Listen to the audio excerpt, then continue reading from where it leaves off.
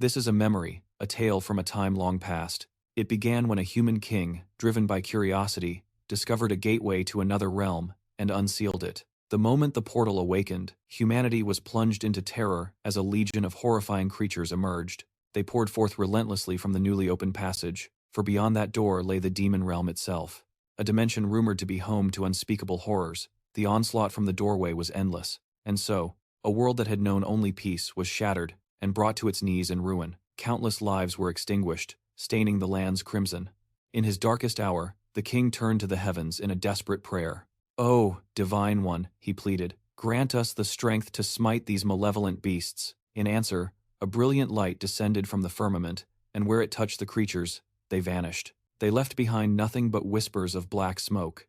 In the aftermath, strange sigils began to manifest upon the skin of certain humans. These markings bestowed upon them extraordinary abilities, the power to stand against the encroaching darkness.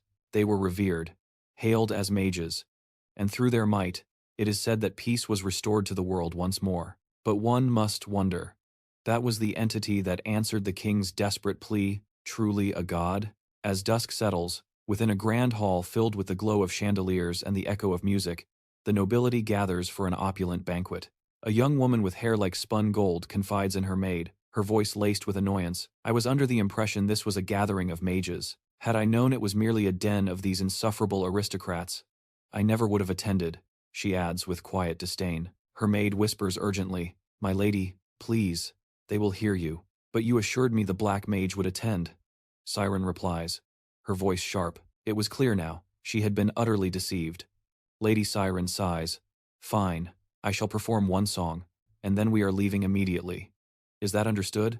Her maid can only nod in agreement. "Of course, my lady." Meanwhile, whispers circulate through the hall of a recent incident. An urgent creature inspection was conducted in the Lupin Forest after a passing train was found grievously damaged. Siren watched with disdain as the nobles reveled in their festivities, utterly oblivious to the world's troubles. How utterly disappointing, she thought, just as her embarrassed maid called out, mistakenly believing her lady wished to meet the legendary Black Mage. A murmur spread through the crowd. Some commented that Siren's performance was about to begin, while others expressed their surprise at seeing the famous singer present. Whispers circulated about her supposed divine voice, with many admitting their curiosity to see if she lived up to the incredible rumors. Lady Siren, however, was baffled, wondering what had caused their shocked expressions. She hadn't even begun to sing, yet their faces were etched with disbelief and awe. Suddenly, the festive atmosphere shattered as everyone began to flee in a desperate panic, leaving Siren utterly bewildered. She looked back towards the source of the commotion and gasped in horror at the sight of monstrous creatures gathering outside, as people screamed for everyone to escape. Lost in the chaos, Siren could only wonder what was happening, when a creature shattered the glass with a sickening crunch. Its hand, reaching directly for her. Frozen in shock, she stood motionless while her maid shrieked her name in terror. In that desperate moment, a figure clad entirely in black, wielding a dark scythe, materialized from the shadows. In a single fluid motion, he severed the creature's arm and proceeded to cut down the monsters with terrifying ease. Siren watched, completely stunned by the display, as the man in black leaped into the air with his ominous scythe. He unleashed a devastating ability, annihilating the creatures effortlessly. The blast left Siren's face smeared with grime as her maid finally ran to her side. "My lady!" she cried, rushing to her. "Are you all right?" Siren's gaze remained fixed on the lone figure. "It's him," she breathed, her voice filled with certainty. "It's the Black Mage." Outside, the mysterious figure finished off the last of the creatures, bringing an eerie silence to the chaotic scene. "I told you, it's him," Siren repeated, her voice firm. "It's the Black Mage." Her maid, finally, grasping the situation, replied, "I understand now. My lady, we must get to safety immediately," the maid urged. The nearby nobles, overhearing their conversation, began to question if she had truly said Black Mage. Some wondered if he was actually present, while others recalled hearing that the famously powerful mage hailed from a place called Ophion. Without warning, he began to walk toward Lady Siren, his voice cutting through the aftermath. Startled, she turned to him, her expression guarded, as she asked what he wanted. The Black Mage's first question was for her safety. "Are you injured?" he inquired. Siren, regaining her composure, simply confirmed that she was not in the slightest. Hearing this, he seemed visibly relieved. "I am glad," he responded, his tone shifting slightly. "Forgive me for asking this. especially after everything that has just occurred. But, may I request a single favor from you? Lady Siren, utterly surprised by his formal demeanor, could only reply, "Of course.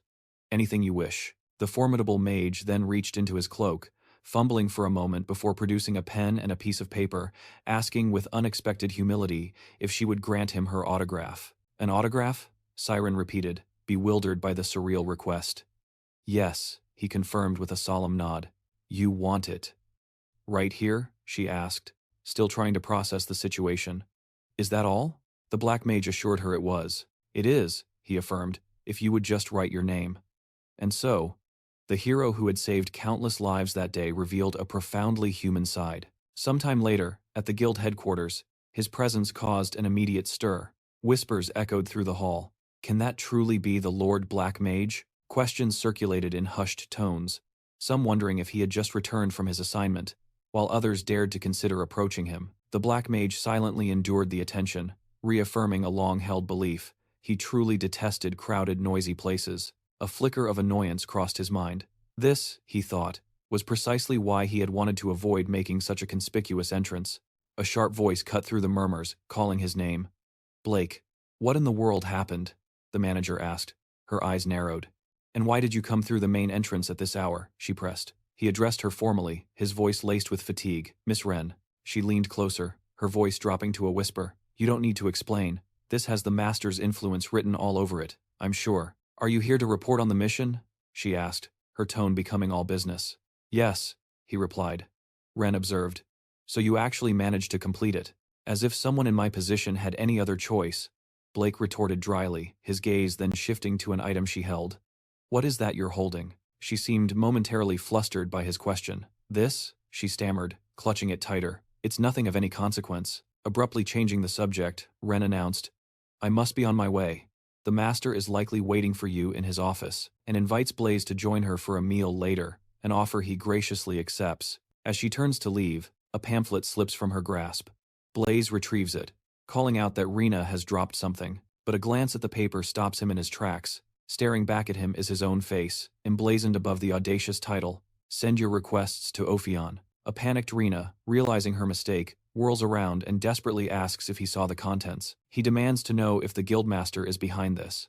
She hesitantly confesses that it was meant to be a closely guarded secret. Rena explains she only brought it to warn him, but the master had forced her hand, leaving her with no other choice. When Rena looks up, Blaze has vanished. Elsewhere, the guildmaster sips his tea by a window, calmly remarking on the beautiful day. Just then, the door is violently kicked open. Who dares to enter with such disrespect? The master bellows. Before he can react, a rolled-up paper strikes him squarely in the head, a testament to the intruder's fury. Recoiling, he sees its blaze, a storm brewing in his eyes. Ah, you finally returned, the master says coolly. I've been waiting. He feigns concern, asking what happened to irritate him so. Blaze's voice is low and dangerous. You are what's irritating me. He shoves the offending pamphlet into the master's face. The guildmaster, feigning surprise, asks where he found it before hastily trying to toss it aside. He dismisses it as nothing, pretending he has no idea what Blaze is so incensed about. Are you messing with me? Blaze roars, lamenting that chaos seems to follow him no matter where he goes. He fumes that the guildmaster deliberately sent him back to Ophion, looking like a public spectacle. To make matters worse, these promotional flyers were printed without a shred of his permission, a deeply humiliating act. The embarrassment is so profound he can barely walk with his head held high. The guildmaster simply smirks. My. The great star of Ophion is a shy boy. Enraged by the mockery, our hero slams his hand down on the table, the sharp crack echoing his fury. He then thrusts the procured autograph forward, the sudden movement startling the master, who cautiously takes the offered paper. A slow smile spreads across the master's face. Against all odds, Blaze had completed the mission and secured an autograph from Saren.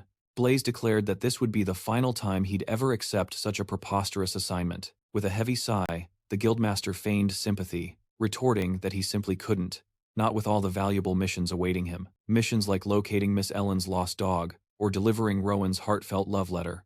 At that, Blaze's patience finally snapped. That's enough, he roared. Unfazed, the master simply noted that despite the complaints, Blaze had somehow managed to complete the task. Besides, he added, our reports indicated that Siren doesn't utter a single word to strangers. They chalked it up to a difficult personality. Blaze shook his head, the memory fresh in his mind. She didn't seem that way to me. It seemed the attack truly unnerved her. The master's casual demeanor vanished in an instant. Attack? He leaned forward, his voice low. Ravi, where Lady Siren is residing, is supposed to be a completely secure zone. Did she encounter bandits, or something of that nature? Blaze's answer was firm. No, they were creatures, medium-sized. He continued. They weren't overwhelmingly strong, but the fact they appeared in Ravi, a place under the tower's direct protection. He looked the master dead in the eye. Doesn't that strike you as odd? The master's expression turned grim. It is exceedingly strange and warrants a full investigation, he conceded, before a smirk returned. But I still can't believe you asked for her autograph. In the middle of a crisis you sent me into, Blaze shot back, his frustration mounting. The master gestured to his current form. And how long do you plan to remain like that? It's quite discourteous, Rude, he replied with a wry smile. I have plenty of magic to spare, considering a certain someone only assigns me these peculiar errands. As the master burst into laughter, the protagonist closed his eyes and began to recite an incantation under his breath. Your name is Blaze. Release. As the words echoed, his entire form began to shift, leaving the guildmaster utterly astonished. I do believe you've grown taller since our last encounter, Rude, the master observed. Really? Rude asked, before his focus snapped back. Now, hold on. I upheld my end of the bargain, he stated, presenting the autograph. So now, you're going to give me a mission worthy of my skills. He stared intently at the guildmaster, who remained silent, a calculating look in his eyes as the protagonist began to state his demands. But the guildmaster interrupts, his voice low and serious, warning that after recent events, all eyes are upon him, not just civilians, but countless mages as well. He reveals that even the formidable Shikmiwan Association is now determined to find him, meaning the path ahead will only grow more treacherous. With everything having shifted so dramatically, the guildmaster probes deeper, questioning if Rude still has the fortitude for the dangerous work that lies ahead. He then lightens the mood, playfully showing a rather racy pamphlet and asking if Rude happens to have any more copies. Rude, completely unfazed, tells him to cut the nonsense and demands to know whether he has a genuine mission or not. The guildmaster's smile fades, replaced by a look of gravity as he reveals a major assignment, an infiltration of an auction house that opens its doors only 3 times a year. This is a clandestine marketplace for the world's most unique and powerful artifacts, and their intelligence indicates that a legendary magical stone is on the docket. The artifact is so significant it even has a name, prompting Rude to murmur that it must be a magical stone of the absolute highest category. The master confirms his suspicion, adding the grim detail that they are not the only ones with this information. Rival mages are already making their move. With a knowing look, he asks if Rude can truly appreciate just how perilous and potentially rewarding this mission is about to become. Sometime later, the guildmaster sits alone, examining a document bearing Rude's photograph and reflecting that he ultimately couldn't bring himself to show it to the boy. He muses that if Rude had seen it, he would have likely been intensely irritated, seeing it as just another complication. The document he holds is an official letter of admission from the esteemed Helios Magic School, bearing the name Rude Chrissy. It lists his age as 15, and formally states that his admission was approved, having passed the Academy's fundamental test and fulfilled all necessary requirements. While Rude's future is being secretly paved, dusk falls over the city, and within the grand auction house, a different kind of drama is about to unfold. The hall is a sea of powerful mages and wealthy nobles, their collective gaze fixed on the stage as the auctioneer, escorted by heavily armed guards, takes his position. He strides to the center of the platform, his voice echoing through the opulent chamber. Ladies and gentlemen, thank you for waiting. He announces the official start of the auction, and from a secluded vantage point, Miss Wren observes the packed hall with a calculating gaze. She inwardly remarks on the impressive turnout, her thoughts immediately turning to the coveted prize that has drawn such a powerful crowd. This magical stone, known as the Heart of Shazam, she considers, must possess a power beyond imagination to command such attention. Rhodes remarked that high-level magical stones were a rare sight these days, observing the unusual concentration of mages. With a hint of worry, she inquired if their plan would succeed. Addressing him respectfully as Mr. Black Mage, he simply questioned why it wouldn't, explaining that his own goals were fundamentally separate from theirs, his purpose entirely different. Ren was visibly confused, while our protagonist began to suspect a truth that, if confirmed, would be quite ironic. This outcome, he thought, would be darkly amusing. In a flashback before the mission, Rhodes had asked the guildmaster for the objective. He had explained that a client, burning with a deep-seated hatred for an individual at the auction, was seeking retribution. Their job was to carry out this revenge. Carry out revenge? Rhodes had repeated, seeking clarification. The guildmaster confirmed it, detailing how the target, a mage's disciple, had completely ruined the client's life. A just and direct vengeance.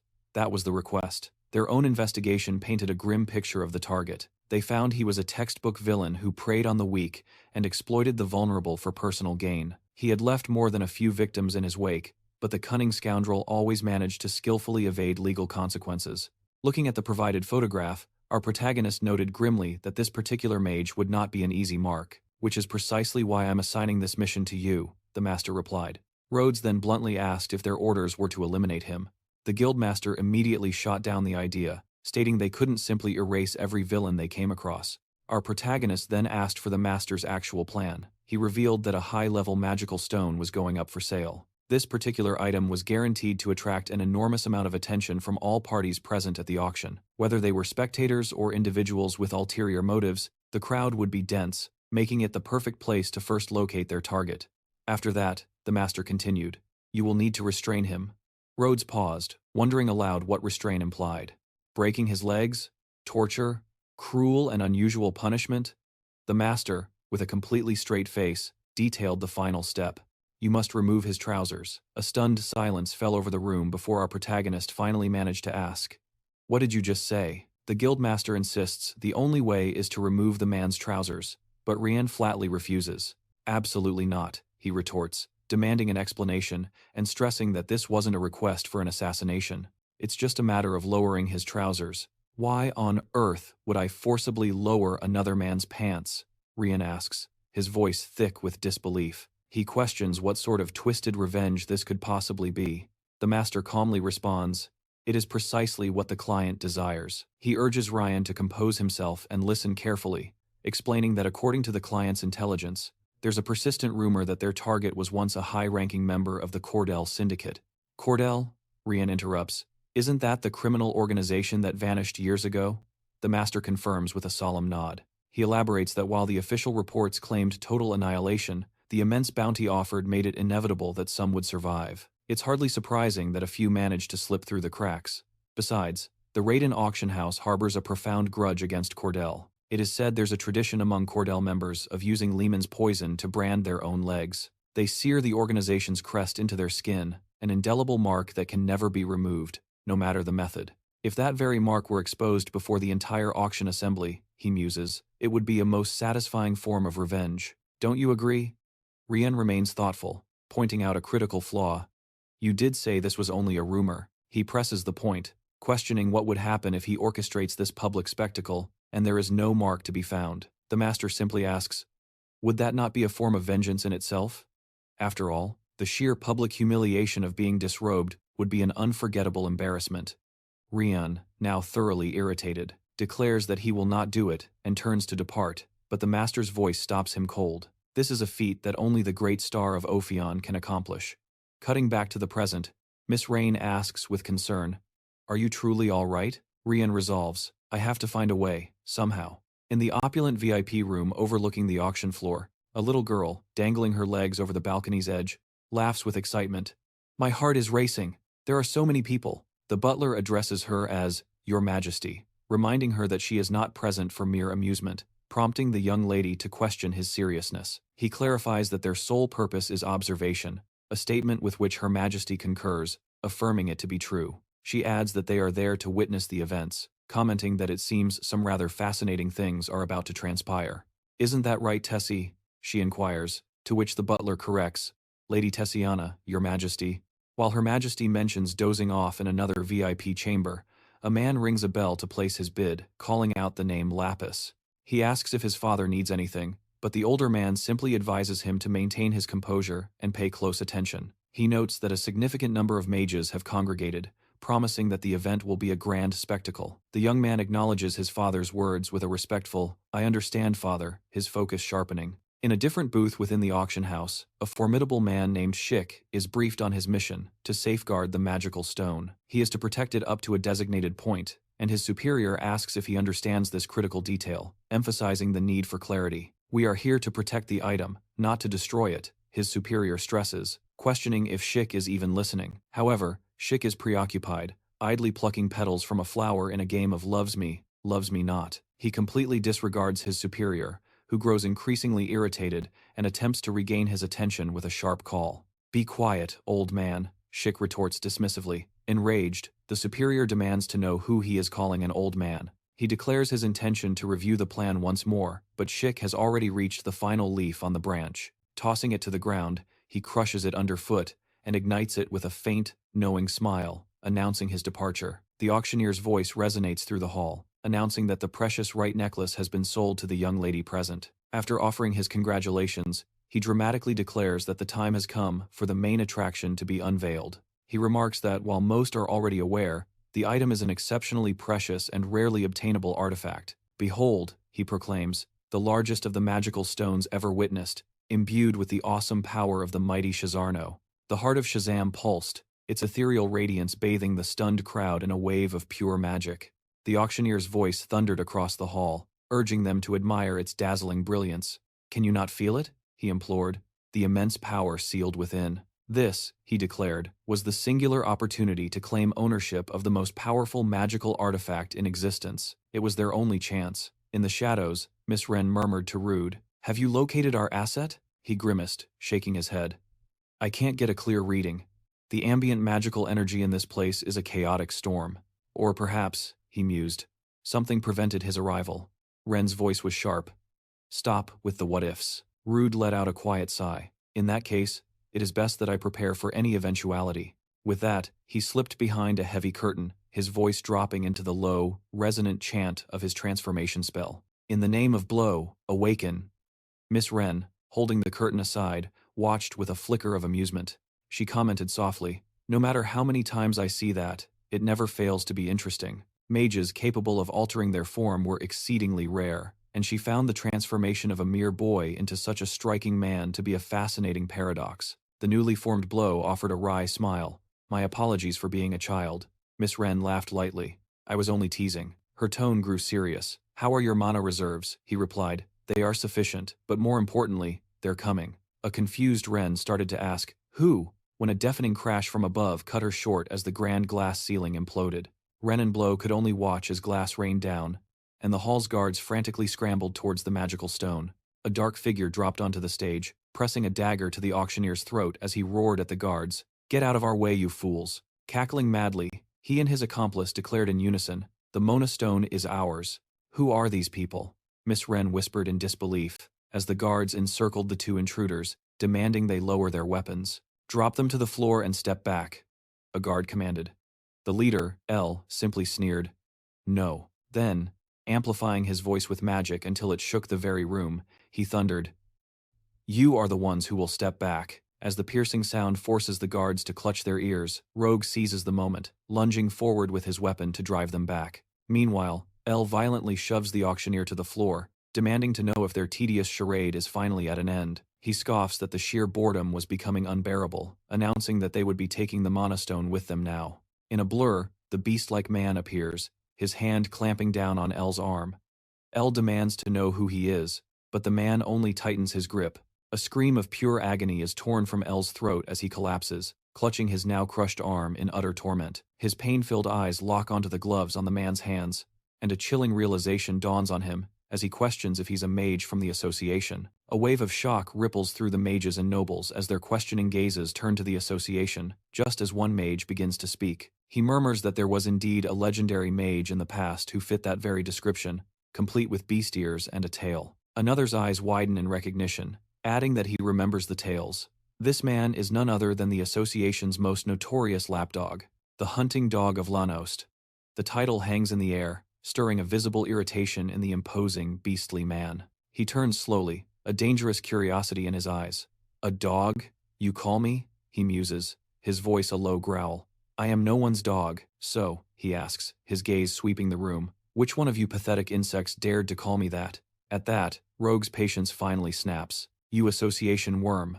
Rogue snarls, unleashing his magical weapon with every ounce of his formidable power. He intended to send the man to his grave, but the weapon merely impacts the hunting dog's head with a dull thud before bouncing off harmlessly. He took the hit as if it were nothing, leaving L and Rogue frozen in sheer disbelief that their ultimate attack had failed so completely. The nobles, meanwhile, gasp in astonishment, as they watch the deflected weapon embed itself deep into the far wall. The hunting dog coolly addresses Rogue, a smirk playing on his lips.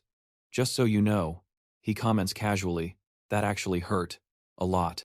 Elle and Rogue stand in petrified silence as an uncontrollable tremor runs through them. Nearby, Miss Wren observes, "I thought they were just a pair of fools. I knew he must have been holding a trump card," she continues, her brow furrowed. "But to think it was a mage from the association, how completely unexpected." Another voice urgently calls to Miss Wren. "Look carefully, that's the same mage who was accompanying that man on that day."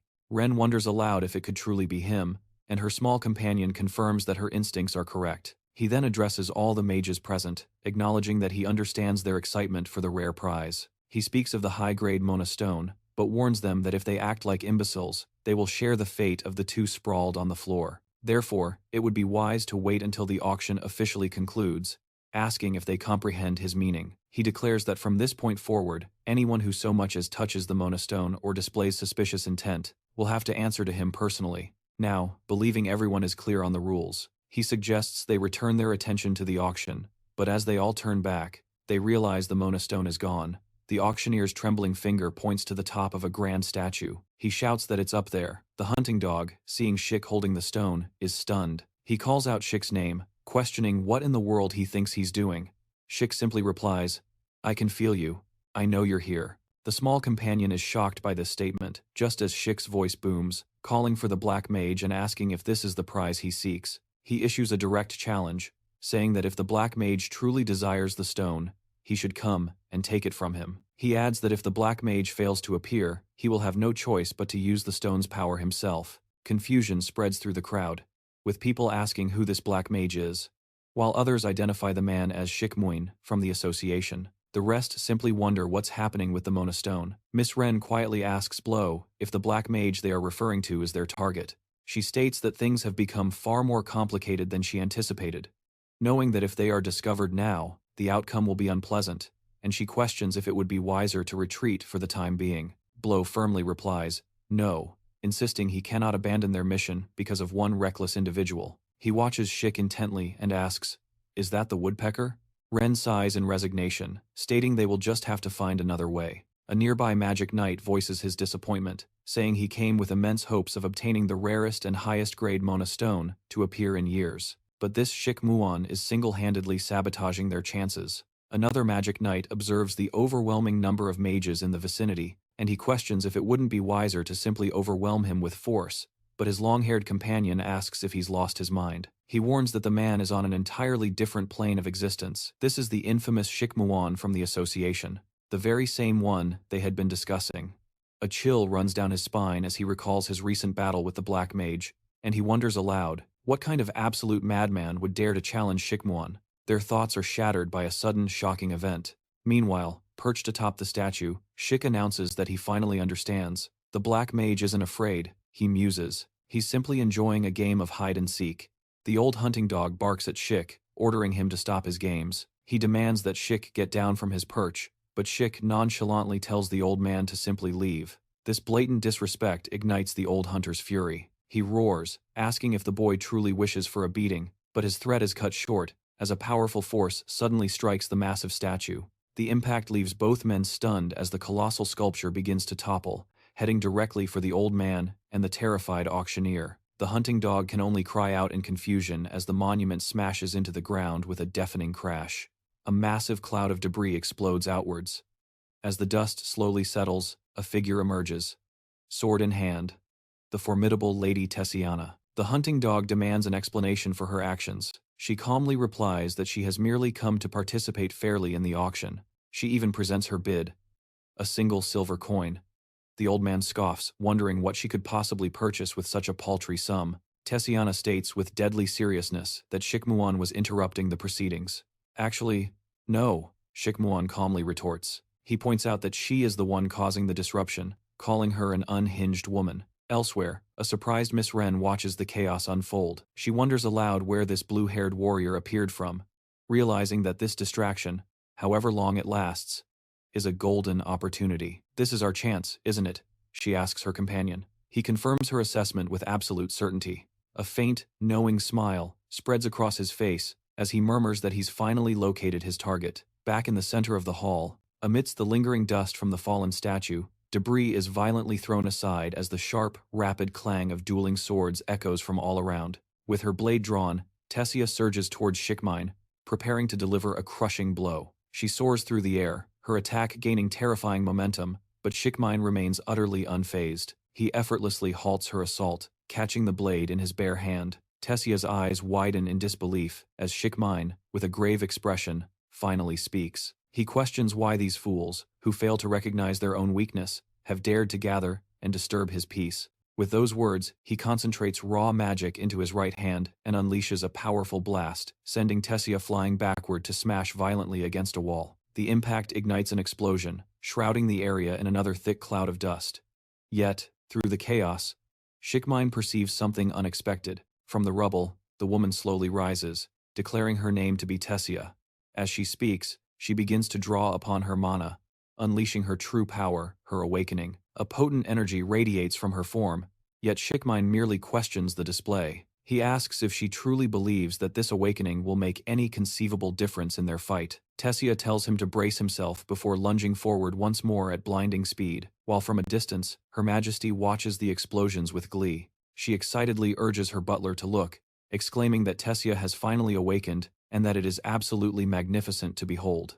The nervous butler, however, suggests to the princess that it would be far wiser for them to retreat immediately, but she flatly refuses. The butler insists they have no choice, pointing out that Tessia, who is meant to be her sworn protector, is engaged in this reckless battle, reminding her that they left the palace in secret. He pleads with her, explaining that if any harm should befall the princess, it would be his own head on the chopping block. Therefore, it is imperative they depart now, before the situation escalates further. Just as local authorities begin to desperately order the evacuation of the area, panic spreads through the crowd as some wonder what is happening, while others desperately ask about the location of the Mana Stone. Amid the chaos, voices cry out, certain that the precious artifact must have fallen somewhere in the vicinity. An irritated figure, known as the hunting dog, shoves through the crowd, demanding everyone get out of his way as his thoughts turn angrily toward Shik. He fumes internally, thinking that the idiot should have simply handed over the Mana Stone if he intended to pick a fight of this magnitude.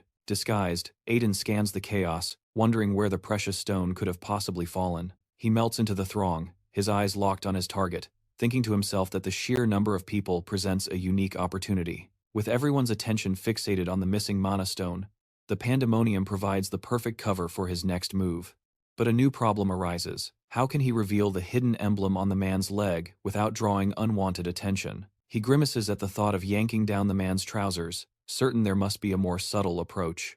Aiden overhears the growing panic as authorities demand to know where on earth the Mana Stone has vanished. An idea sparks. He points towards a knight, exclaiming with feigned certainty that he saw the man in purple concealing the item. The magic knight questions, "The one with the smug grin?" Aiden nods emphatically. "Yes, I'm positive I saw him hide it in his pants." The knight marches toward the suspect, his voice booming, as he asks if he took the Mana Stone, causing the crowd to murmur. Whispers of, "Did he really steal it?" turn into shouts of, "Grab him," as Aiden holds his breath, wondering if his gamble is paying off. But then, the smiling mage lashes out, striking the knight's arm and spitting that they are all complete idiots. "How did you find out?" he snarls, leaving Aiden utterly stunned by the unexpected confession. Aiden's mind reels he actually did steal it. The mage then boasts about how close he was to making a clean getaway. He declares that now the stone is in his possession, he has no intention of ever giving it back, introducing himself as Clark. Clark unleashes his awakened power, commanding the attention of the crowd he contemptuously dismisses as mere trash. He bellows that the Mana Stone belongs to him now, and that anyone foolish enough to try and take it will forfeit their very life. As he launches a volley of destructive spells into the terrified crowd, the enigmatic black mage appears, effortlessly slicing the attacks apart with his ominous scythe. In a flash, he closes the distance to Clark, expertly disarming him and sending his dagger clattering uselessly to the cobblestones. With the chilling tip of his scythe pressed against Clark's throat, the black mage remarks dryly that this won't be a simple affair. From a distance, Kane senses the distinct surge of the black mage's power, his head whipping around in sudden, sharp recognition. Seizing the moment, Tess unleashes a powerful strike, sending the smiling mage crashing to the ground.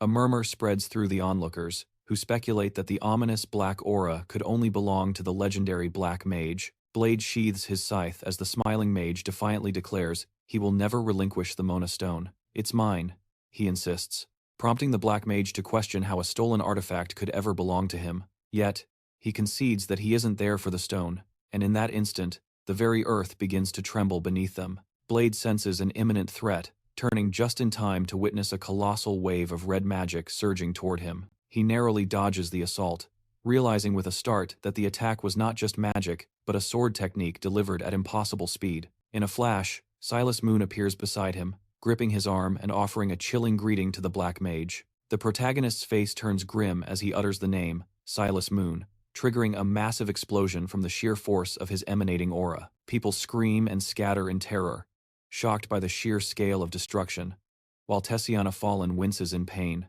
She clenches her fist, lamenting that even her sword was stripped from her, and silently vows that she will not be defeated a second time. Amidst the chaos, the smiling mage sees his opportunity and begins to flee. Clutching the Mana Stone that he now considers his own, he makes a break for it, with knights and mages in hot pursuit.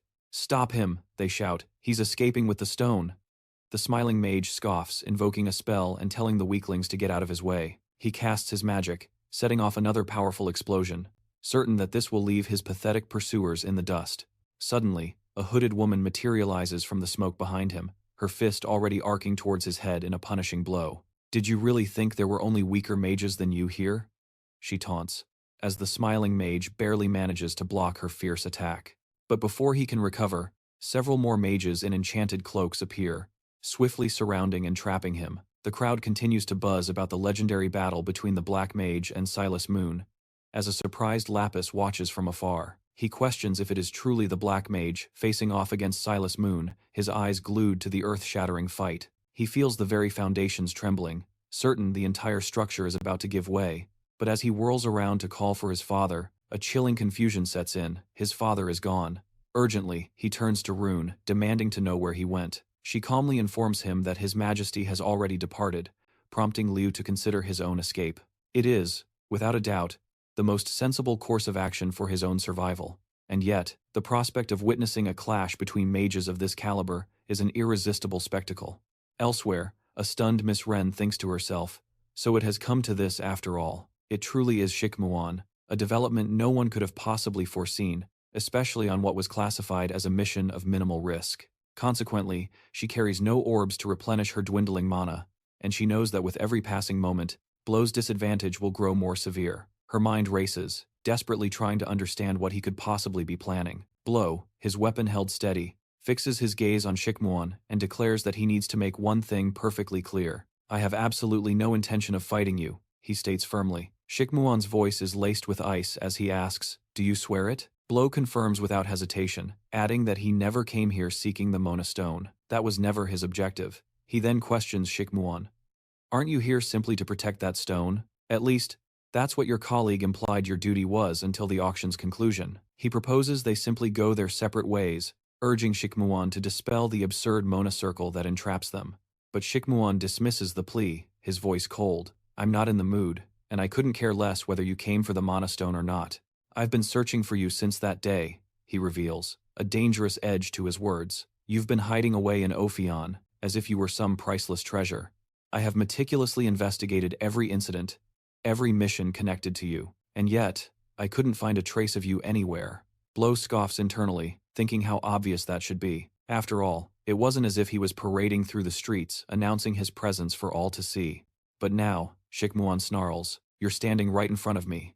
And with that, he lunges forward, a blur of motion aimed directly at Blow, daring him to witness for himself the haunting vision of that day, a memory that sent a cold dread through his very soul. As Blow deftly parries the attack, Shaik begins weaving a spell of pure flame, drawing upon his secondary mana reserve. He cryptically warns that the truth will be revealed shortly before he is overwhelmed, but his fall only serves to escalate the battle into a maelstrom of violence. Cataclysmic explosions tear through the hall as terrified screams echo off the crumbling walls, signaling that everything is collapsing. As a storm of debris rains down, the enigmatic figure known as the Hunting Dog springs into action, using his magic to shield the innocent. He can't help but question if Shikmeon's true desire is utter annihilation, judging by the manic excitement gleaming in his eyes. The auction has already descended into absolute pandemonium, but within the chaos, there is opportunity. This destruction will provide the perfect cover for him to retrieve the Mana Stone, while other mages continue their desperate fight for it against the smiling mage. He effortlessly sidesteps a lethal strike, tauntingly asking what they are trying to do as the mages press their attack.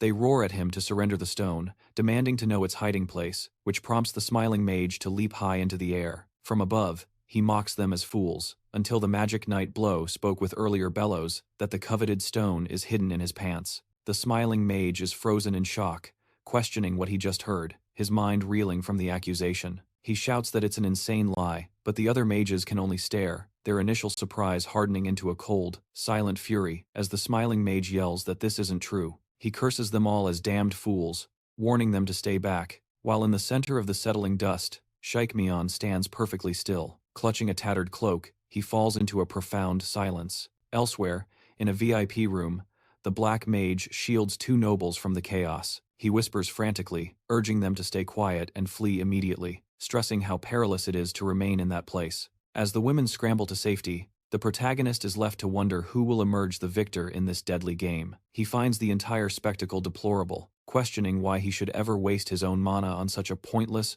barbaric conflict. Thinking back, he realizes that his master has only assigned him increasingly strange missions ever since that fateful day. He can't shake the feeling that Shapeshifting is somehow connected to it all, even as he observes that the more sensible attendees have already begun to flee. He could consider the mission a failure, but first, he needed absolute confirmation that the emblem was in his possession. Shapeshifting declared that if Blow was unwilling to fight, he would simply force his hand, and a dark realization dawned upon him. He saw too many distractions in this place, musing aloud that if he simply cleared away the accumulated trash, perhaps Blow would finally change his mind. Panicked screams filled the air as the ground began to tremble violently. When the terrified crowd looked up, they witnessed Shapeshifting conjuring a colossal, pulsating mana circle across the entire ceiling. Sprawled above the grand auction hall, the terrifying sigil pulsed with dark energy. The smiling mage, his grin now strained, wondered nervously, "What in the hell is that?" His pursuers, still fixated on him, shouted for him to stop. "Are you insane?" he shrieked. "Look up. Don't you care what's about to happen to us all?" In that moment of distraction, a powerful kick from Blow sent him flying. As he tumbled backward, Blow's voice cut through the chaos with a single, urgent command: "Get out of here, immediately." The mage, stunned, recognized his savior. "You're the Black Mage?" Blow didn't waste a second to reply. "If you value your lives more than that Mana Stone," he warned, "you'll leave right now. This entire place is about to collapse." The hunting dog screamed at his companion. "Shapeshifting, what are you doing? Stop this madness at once. Can't you see there are still people here?" he pleaded. "Are you trying to eliminate every single soul in this building?" Miss Wren navigated the stampede, her mind racing through the pure chaos. One thought consumed her: where was Blow? She had to find him so they could escape with the teleportation scroll. A cold dread washed over her. Something about this felt profoundly sinister. The smiling mage dusted himself off, letting out a dry chuckle. "Well, I suppose you can't trust rumors these days. Who would have thought you'd be such a greedy person?" he taunted. "Is this your plan? To hoard the magical stone all for yourself?" "That's the pot calling the kettle black," Blow retorted coldly. The smiling mage feigned confusion. "What are you talking about?" Blow's gaze sharpened as he scrutinized the man. "You belong to that cult, don't you?" The man's smile flickered for a brief moment. "What nonsense is the Black Mage spouting now?" He scoffs, remarking that the price on his head remains impressively high, even after all this time. Our hero muses. To act so boldly in Aiden's presence. He truly is a fool. Then, with a chilling smile, he snaps. "Quiet," demanding to know what this nonsense is all about. Blaze, stunned into disbelief, internally observes that based on that very reaction, it seems his suspicions are true. He then coolly suggests that he can confirm this fact for himself, personally. Blaze quickly retracts, shouting, "No," and promising to hand over the Mana Stone.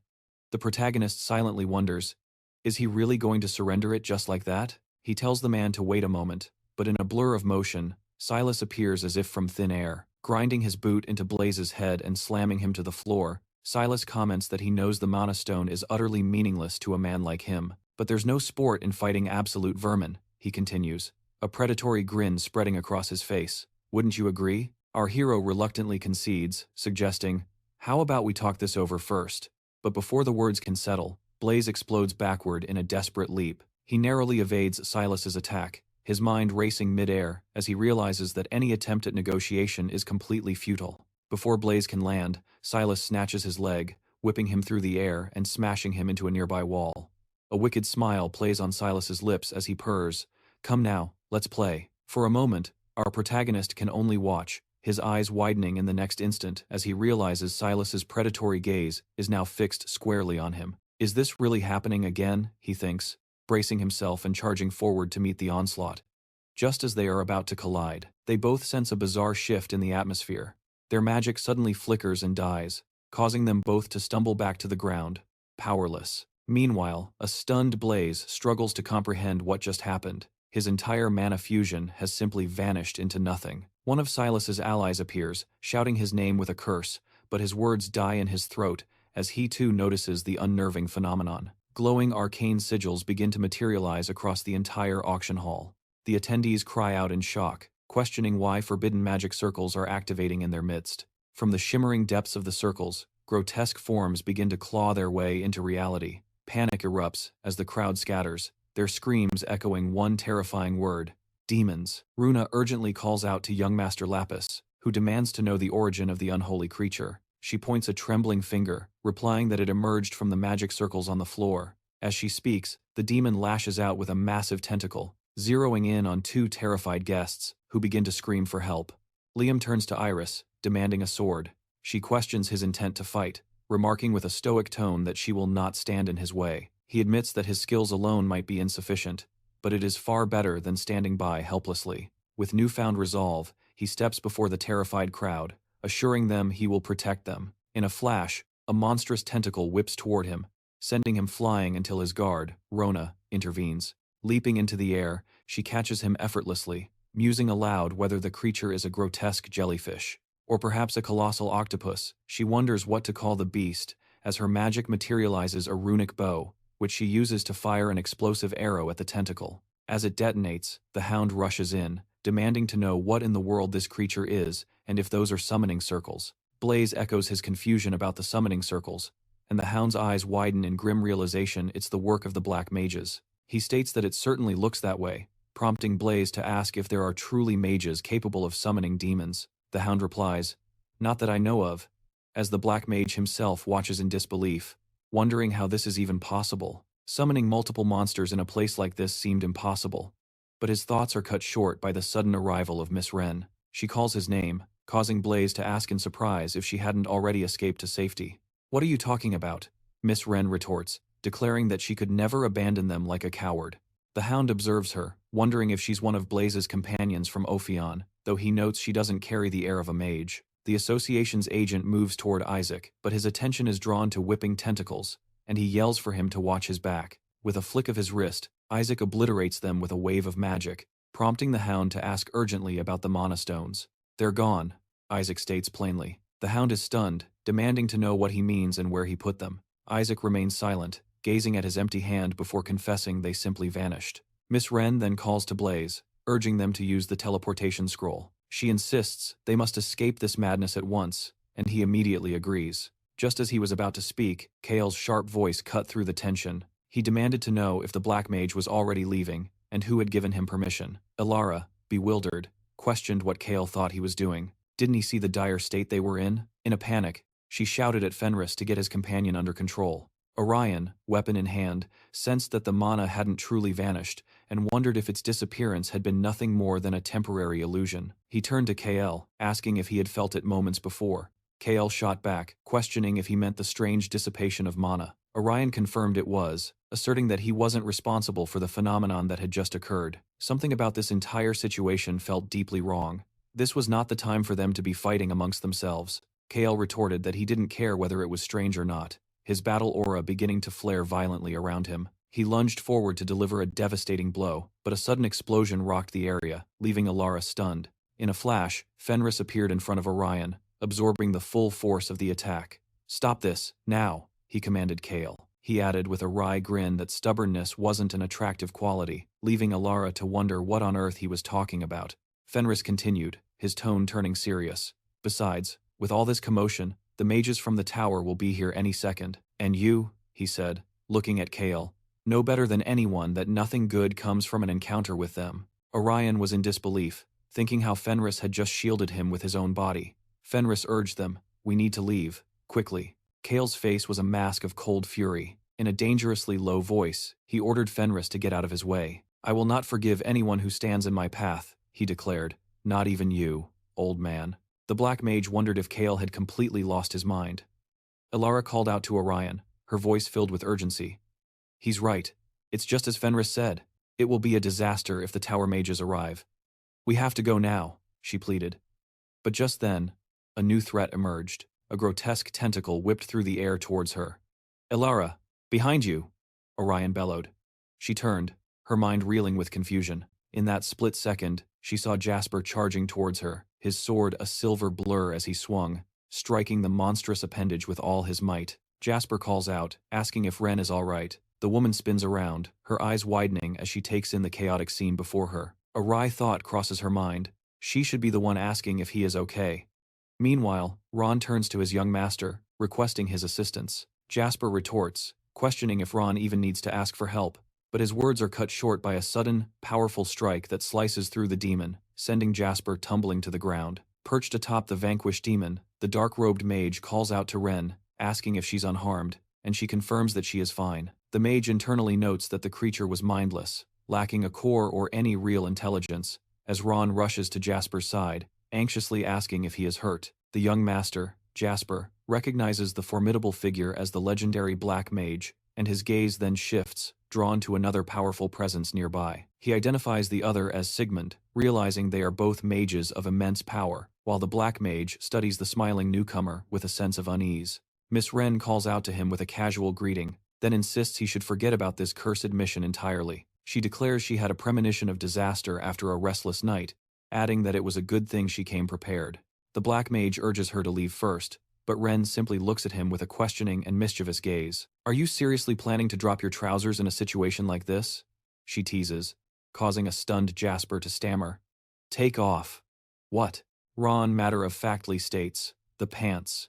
The Black Mage flushes with embarrassment, quickly insisting that is not what he meant at all. He hastily explains, pointing out that monsters are still lurking, and they are surrounded by far too many onlookers. Miss Wren dismisses his concerns, assuring him the Mage Tower will handle the cleanup, as that is their expertise. She then turns her attention to Jasper. While it might be a bit much to call this repayment, she begins, "Would you two like to join us and escape this place in one piece?" She then reveals her solution, a teleportation scroll, powerful enough to transport up to 4 individuals. Jasper's eyes light up at the offer, a thrill running through him at the incredible prospect of traveling alongside the famous Black Mage. Ren adds casually that if he'd rather decline, that's perfectly fine, but Jasper interjects almost immediately. He expresses their immense gratitude for her generous offer, even as Ron silently recalls that they possess a teleportation scroll of their own. Meanwhile, the figure known as Hound, supporting Sigmund, feels a throbbing headache begin to form, already overwhelmed by the day's events, just from imagining the report he'll have to write later, and tells Shikmuan that because of him, he'll have to write a report. Shik irritated headbutts backwards, hitting the old man's chin. Miss Wren begins reciting the spell. The location is wherever she wants. The condition is contact. Blow tells everyone to hold on. Lapis says he understood in that way. Shik says it's really annoying, and questions why they're running away. Asking where that arrogant bastard from before went. Lapis is scared seeing the aura coming from Shikmun, and tells the Black Mage that the mage there seems to be staring at them in a scary way. Blow tells him not to worry about that crazy person because Shik must be thinking a lot about something, and quickly calls Ren. Very quietly, she asks if he cannot bother her as she needs to concentrate. Shikumen asks if the Black Mage really thought he'd let them leave, and calls him a bastard, creating a huge magic circle on the auction ceiling, which even the demons notice. The hunt dog says, "What's up, Shik? Not again." Lapis is shocked seeing that. While Blow calls Ren to hurry up, she concentrating begins to say wherever she wants teleportation. Suddenly a huge explosion occurs in the auction house. Meanwhile, in the forest, the person who was creating the magic circles to summon the demons realizes that they've been destroyed. Venor Duskshade says how interesting and asks if she doesn't think so. Miss Ruby Montar, she asks, what's interesting about such a big scene for something so trivial, and comments that humans are very boring creatures. The next day in the guild, the master seeing the report, comments that the buildings were destroyed, the Mona stone is gone, and even an unknown monster appeared. So many surprises and starts laughing. Miss Wren asks if he's laughing and he says, That's not the point, she retorts, her voice laced with irritation. You sent us there to expose someone. Instead, we were caught in that catastrophe. It's almost laughable. The guildmaster counters solemnly.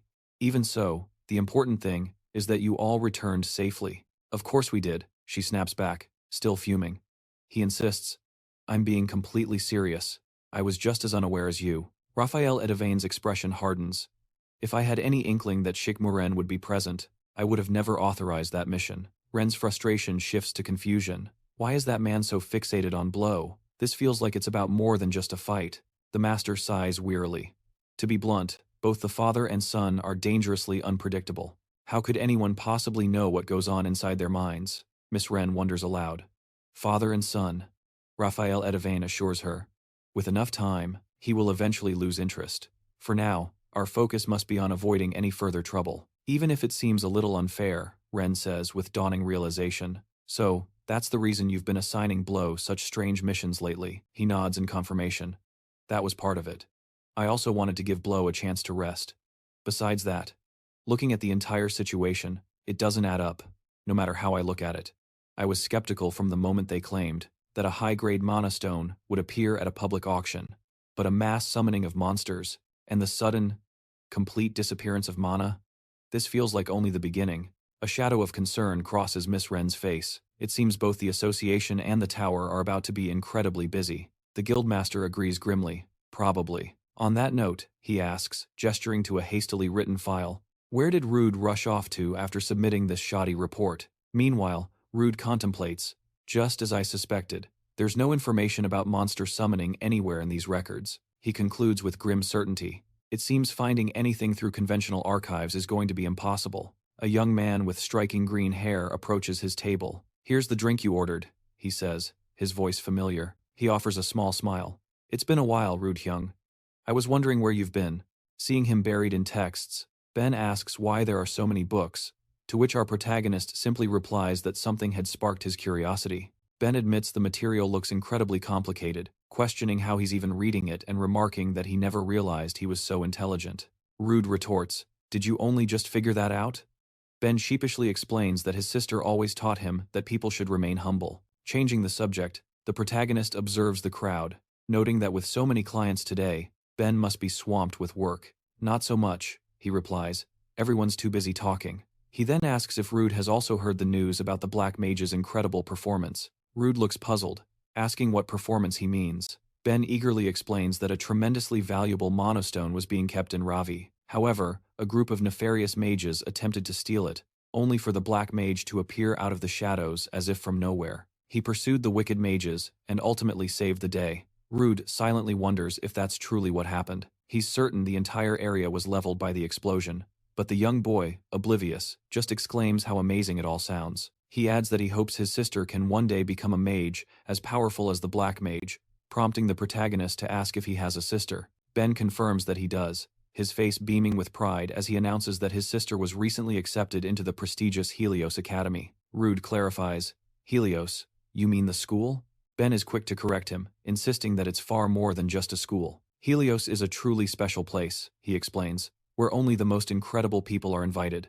His tone then saddens as he mentions they will now be separated. He sighs, accepting that there is no other way, but finds comfort in knowing he can at least write a letter when he misses his sister. But she warned him not to send too many, as it could easily distract her from her rigorous studies. Even so, he admits with a guilty smile, if his memory serves him right, he has already written about 10 letters to her. Suddenly, a voice calls out for Ben. He explains that he has to leave now, urging Rude to continue studying hard.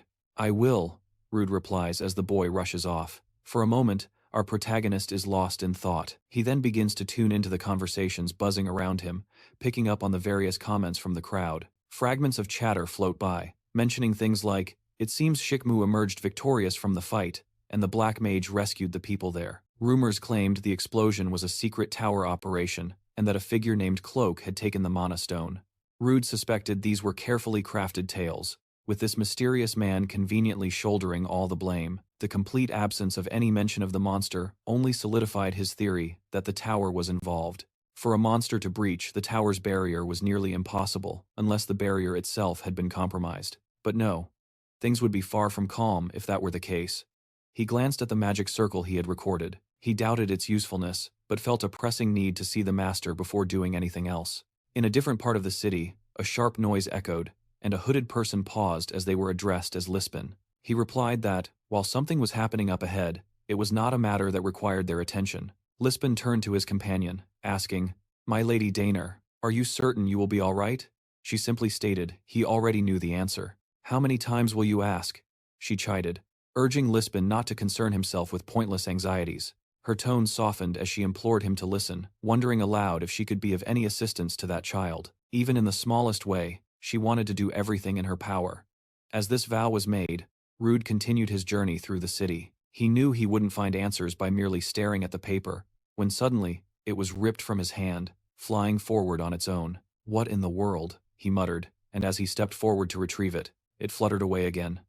Astonished, he could only wonder how far it intended to lead him. Nearby, a young man was shouting, "Return it!" as a group of nobles held his bag just out of reach. "And what if we refuse?" One of them sneered, claiming they had merely picked up a bag that was thrown away. "How many times must I say it? I just set it aside for a second," the young man insisted. "I won't cause any trouble, so please, just give it back," he pleaded. The leader of the group looked on, his expression twisting with irritation. He scoffed, saying he might have considered it if the boy begged, but instead, some insolent whelp was shouting at him, so he urges him to reconsider, warning that the moment the guards arrive, his very life could be forfeit. Abruptly, the paper smacks the noble squarely in the face. "What is this nonsense?" The aristocrat sneers, contemptuously casting the sheet to the ground. He declares with finality that the bag is now his, regardless of the circumstances. Suddenly, a voice cuts through the tension. "How utterly disgraceful." As Rude retrieves his paper from the dirt, the white-haired noble demands to know who this upstart is, just as a henchman cries out that the bag has vanished. Rude, now holding the satchel, returns it to the stunned young man, who stammers his thanks while the others question how he even took it. They demand its immediate return, but the protagonist coolly replies that he merely recovered what was dropped on the path. In a flash, the bag's rightful owner flees, and though the men move to pursue, their leader tells them to stop. But the group's leader holds them back, commenting that since this newcomer has ruined their plans, he must be taught a proper lesson first, motioning for his men to encircle him. The protagonist internally questions if his opponent is a strength-based mage, though he appears to be the weakest of the low-tier magic users. The mage condescendingly remarks that the boy knows nothing of the world, vowing that this adult will impart a severe education. Unwilling to be drawn into a meaningless fight, Rude concludes that a strategic retreat is his best course of action. With that, the protagonist breaks into a sprint and leaps from a great height, leaving the stunned group behind. In midair, he spots a passing carriage below and identifies it as his perfect escape route. As he descends, Lispin spots him in alarm, while Lady Daner, hearing only the thud, remains utterly perplexed. The other magical knights are frozen in astonishment, staring at the protagonist now standing atop their carriage. Rude lands with a soft sigh, remarking on the carriage's impressive sturdiness. As a stunned silence falls over the entire street, he seizes the opportunity, leaping to the ground and vanishing into the crowd, leaving them all to question what they had just witnessed. As the boy darted away, a female knight watched Sir Lispin give chase. Her curiosity piqued as she wondered just who that child could be. A flash of steel stopped the boy cold, the tip of a blade hovering near his neck. "Halt," Lispin commanded. Rude glanced back, a single thought racing through his mind. "He's fast." Sir Lispin's voice was like ice. "Do you have any idea whose carriage you just landed upon?" The protagonist met his gaze and calmly replied that he did not. He then offered a deep, respectful bow. "But for that, I am profoundly sorry," he declared, his voice filled with sincerity.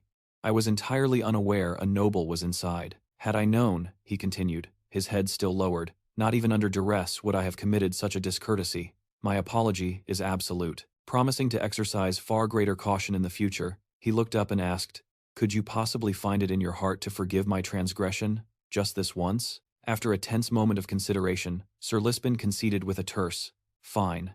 Relief washed over Rude as he scrambled away, calling out his thanks. "I'll be on my way." "Then," he announced, before vanishing. Lispin remained silent, watching the spot where the boy had stood as the female magical knight approached him. She chuckled, a wry smile on her face. "He certainly laid the apology on thick, didn't he? But really, drawing your sword on a mere child?" Lispin's expression remained grim.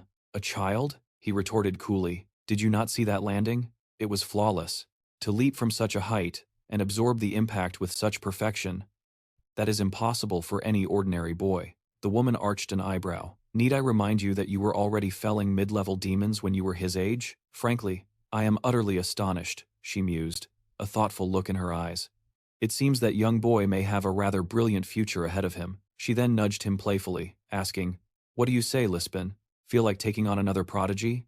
His face instantly darkened as he shot her a severe, warning glare. The woman raised her hands in surrender, wisely dropping the subject as an elegant voice remarked, "How very interesting." Lady Daner had appeared. "That boy," Lady Daner observed, her eyes gleaming with keen interest.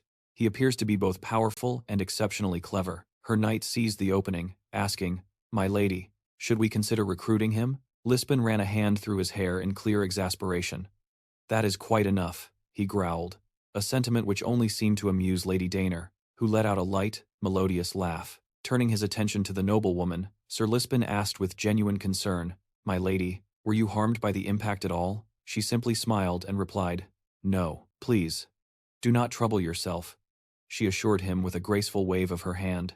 "This carriage is exceptionally sturdy, after all. In fact," she added, glancing at the pleasant sky, "now that we are closer to our destination, and the weather is so agreeable, I believe a short walk would be quite delightful." From the shadows, Lispin watched the unfolding scene with a cynical smirk. It was just as he had anticipated. She was clearly a noble. But more importantly, that boy possessed a surprising amount of talent. He decided to use their preoccupation as a chance to vanish. With a heavy sigh, he began to walk away, wondering why misfortune seemed to follow him so closely these days. He shrugged it off, thinking it was highly unlikely their paths would ever cross again. Meanwhile, Rudy stood frozen in sheer disbelief, staring at the elegant noblewoman and her two knights.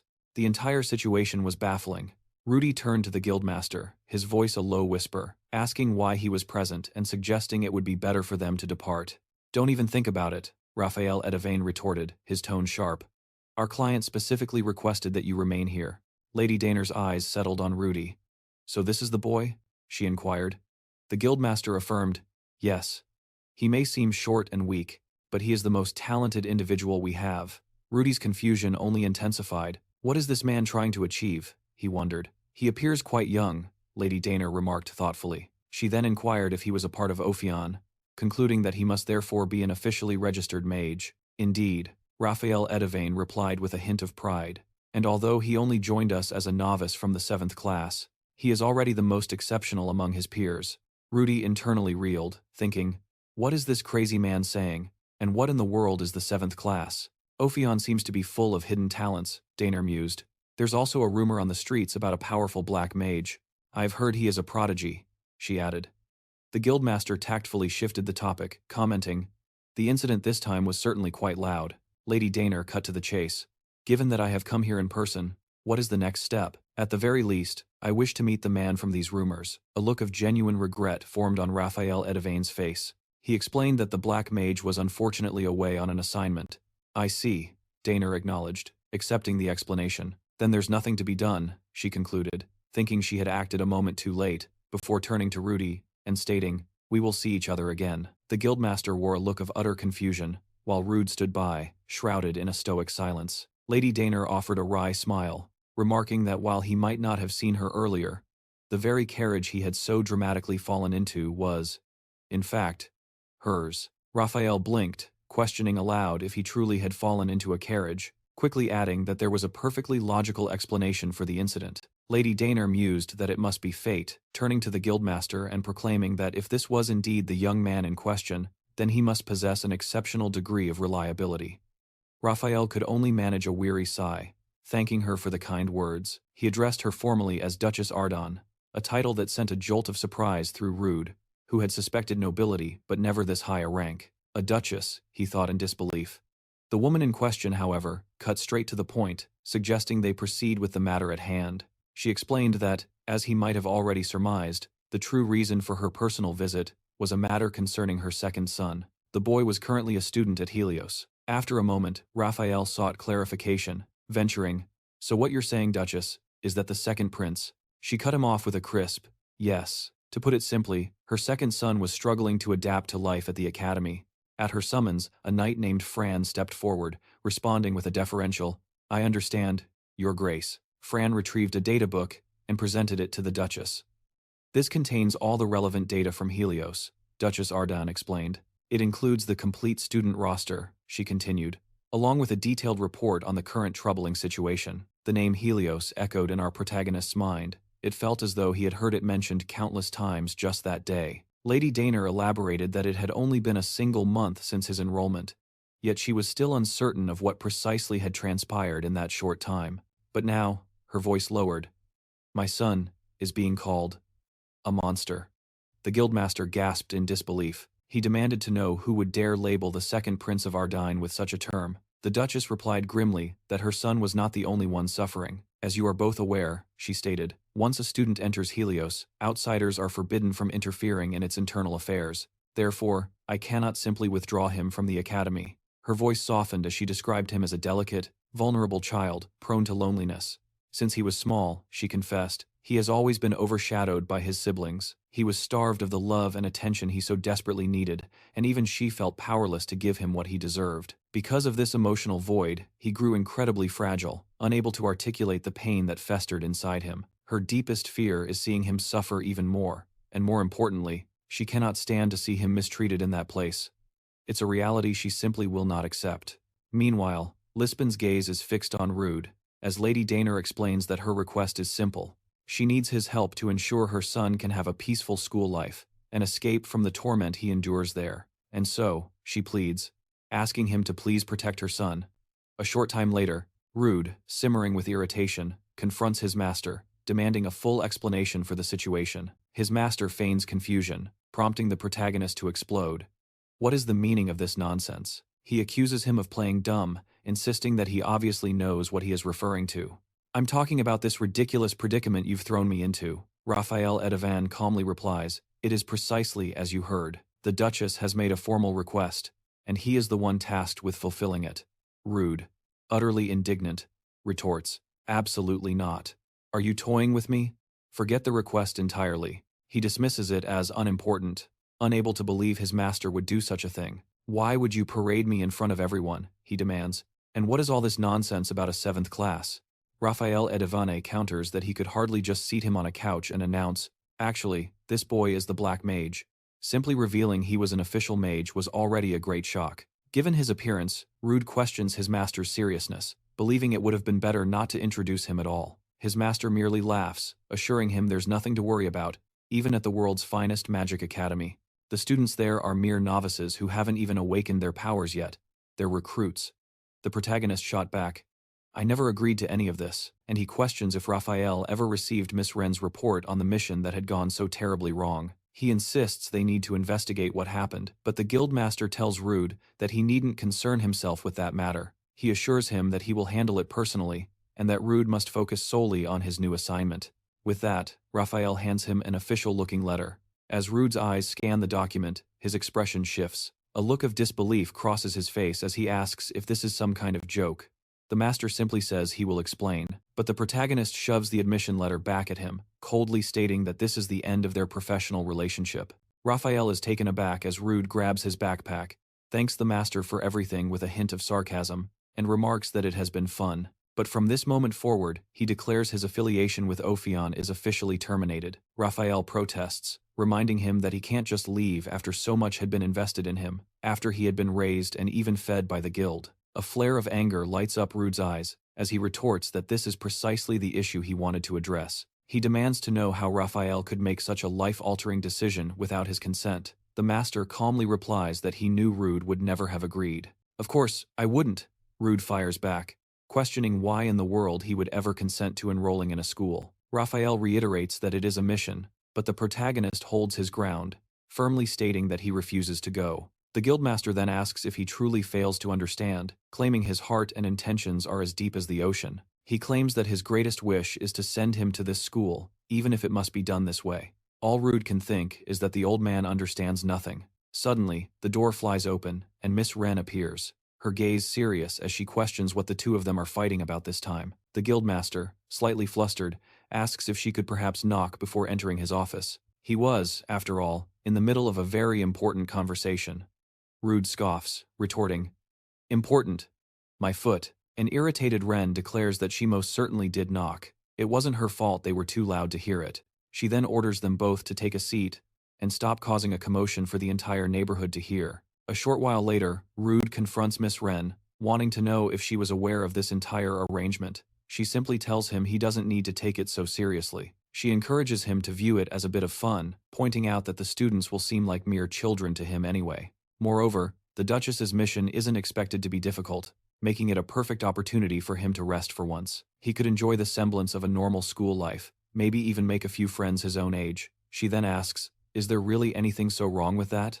Rude responds bluntly that he has no need for friends. The guildmaster then interjects, saying that if he truly doesn't want to do this, then there's nothing to be done. Regardless of the fact that the Imperial Duchess came to Ophion in person, she bestowed a special mission upon them, but it's perfectly fine if they have to tell her now that they cannot accept it. Of course, he might just lose his head for the insult, but still, it's fine if that makes Rude feel better about the situation. Miss Ren delivers a sharp slap to the guildmaster's head, telling him to stop spouting such utter nonsense. Turning to Rude, she admits that the master was completely in the wrong for making such a decision without even speaking to him first. This is no simple task. He'll be attending the academy through an official admission, and it could be for a very long time.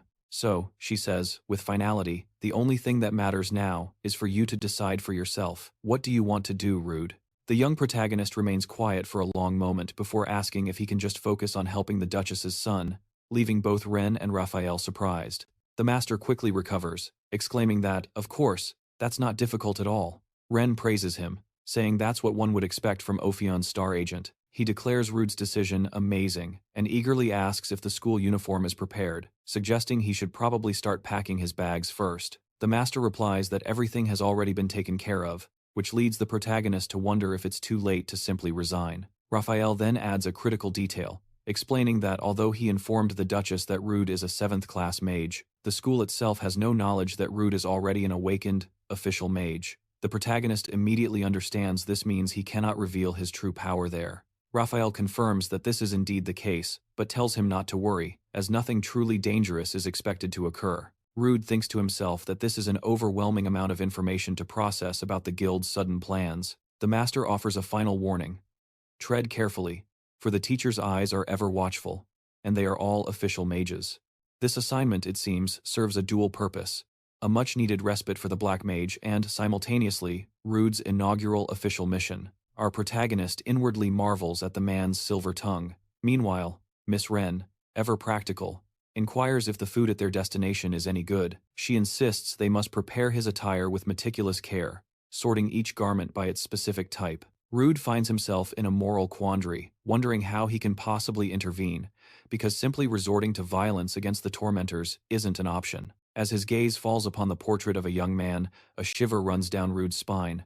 The expression captured is deeply unsettling. He places the image down on the table, his mind racing with a single question. Could this be the very boy tormenting the second prince? The guildmaster's response is a quiet but firm no, revealing that the boy in the portrait is none other than the second prince of Ardian himself. He is the one suffering, the one they call a monster, Leducus din Ardian. As dusk settles over the city, the scene shifts. A young boy named Ben pleads, his voice laced with confusion. "Why can't I send my letter?" The woman behind the counter begins to explain. Helios Academy enforces a strict policy on external items, she says, and without a proper authentication certificate, her hands are tied. But it's just a letter, Ben insists, his frustration mounting. But the woman can only offer a sincere, unhelpful apology. Desperate, the boy asks where he can obtain such a certificate, and she suggests that if his older sister is a student, she would be the one to request it. In fact, she has likely already made the request, she continues, advising him to check with his parents and return afterward. Ben's face falls. "I can't," he whispers, explaining that his mother expressly forbade him from sending letters, pleading with her to find some way to help. With genuine regret, the woman shakes her head, admitting there's nothing she can do. Just as hope seems lost, Rude appears. "I have an authentication certificate," a calm voice declares. Ben's eyes widen in recognition as he breathes out, "Rude." Our protagonist instructs the clerk to send the belongings along with the letter. The young boy looks up at him, his voice filled with disbelief. "Can you really do that?" Rude turns to Ben, offering a simple solution. He can personally deliver the letters for him. The scene then cuts to Helios Academy, where the air is thick with agitated whispers. The chatter is all about one thing. "Did you hear? "That boy is arriving today," one student murmurs to another, sparking a flurry of questions. "Are they talking about the one who got a perfect score on the entrance exam?" a girl asks. To which another confirms it's true. Even the instructors were utterly shocked. A young man then questions why he's only arriving now, after so much time has passed. She confesses that no one knows the real reason, but the rumor is that he suffers from a chronic illness. Others whisper about their plans to get close to him as soon as he arrives. The first girl scoffs, asking if they really think good grades are contagious. A silver-haired girl dismisses it all as irritating noise, while a few students simply wonder what their next class is. Others point out that Ferris is asleep again, and a friend remarks that he had asked to be woken up this time. A brunette shows off a pendant, proudly commenting that she purchased it during her last approved leave from the academy. Abruptly, the second prince enters the classroom, and in an instant, every single head turns to face him. A profound silence blankets the room, as he makes his way to the rearmost desk, and sits. A few boys continue to stare. One of them mutters the word monster, just loud enough to be heard. The silver-haired girl thinks that at least his presence has brought some quiet. And so, the second prince remains at the back, completely isolated. Sometime earlier, an astonished Rylan had demanded to know how someone could possibly achieve a perfect score on the admission exam while also battling a chronic illness. The master seemed at a loss for words, while the protagonist himself asked how he aced an exam he had never even sat for. "And what's this whole story about a chronic illness?" The guildmaster simply replied that it was a fabrication born from his special ability. He explained that, through a series of careful maneuvers, circumstances had unfolded this way. As Rylan was already aware, it had been about 1 month since the freshman first arrived at Helios. His own admission certificate was requested a full month ago. This meant he should have been there from day one, but the situation at that time had been anything but favorable for his arrival. "Here are all the official requests from the academy, demanding your attendance." The protagonist wondered just how long this plan had been in motion. Raphael confessed that he needed an excuse to buy time, and it had to be something severe enough for Helios Academy to grudgingly accept. Thus, the persona he carefully crafted was that of a tragically handsome genius, afflicted by a debilitating illness, and mockingly asks if Rude doesn't find the situation amusing. A flash of anger crosses Rude's face as he demands to know if his master is merely toying with him. Snapping back to the present, a voice cuts through his thoughts, calling out the name Rude Creasy and asking what has him so lost in thought. The voice urges him on, noting that classes are about to begin and it's best he get moving. As he walks, Rude's mind continues to churn. He questions how he's supposed to conduct a covert mission with such a high-profile cover story, especially since the certificate was issued a full month ago. That meant the application had to have been submitted even earlier. It became clear that whether a mission existed or not, his master was already plotting to send him here. He couldn't help but wonder what his master stood to gain by enrolling him in an academy. Glancing around at the magnificent campus, he knew this had to be Helios. A potent aura of mana permeated every corner of the grounds. It was to be expected from a prestigious magic academy, he conceded. But since he was already here, his objective was simple: finish the mission as quickly as possible and get out. The man guiding him through the school then spoke. He offered some comforting words, saying there was no need for nerves, as students of all different ages and backgrounds were enrolled here. Therefore, Rude would have no issue fitting in, because in this place, age and social status held no meaning. The protagonist cuts to the point, asking what truly matters then. The guide's answer is swift and certain. The single most important thing is talent. He explains that typically, new students arriving for the first time are overwhelmed with a profound sense of joy and accomplishment. They envision themselves as great mages of the future, lost in the fantasy that they were destined for greatness from the very beginning. However, this is all just a fleeting dream. Gaining entry to Helios doesn't mean they have become official mages. In reality, a great number of students fail to overcome their inherent limits, ultimately falling into a pit of despair. The professor then turns his attention pointedly to Rude, asking, "And what of your talent?" The first student ever to achieve a perfect score on the entrance exam. "Rude Chrissy," our protagonist replies calmly. "If I try my best and it's still not enough, then I will simply have to accept it and give up." This prompts the professor to let out a hearty laugh, remarking on Rude's peculiar sense of humor. Internally, Rude mused that achieving a perfect score on that admission exam must have been a more monumental task than he had first assumed. The professor remarks that Helios Academy is always pleased to cultivate individuals of remarkable talent. Turning to Aiden Crestfall, he acknowledges that while his arrival is later than the other students, his potential is undeniable. With a formal gesture, he officially welcomes him to Helios, the special academy for mages. This is a sanctuary where those born with the gift of sensing and wielding mana are forged into true sorcerers. Here, mages earn badges that reflect their power, and students are sorted into classes based on their proven abilities. The elite are placed in the advanced Claude classes, the proficient in the intermediate, and all newcomers begin in the Eden classes. Every freshman starts their journey in Eden, with the hope of ascending through grueling promotion exams held each year. Aiden mused that this was, at least, what the official records had told him. The professor addresses the room. This is Aiden Crestfall. He's joining us late due to certain health matters.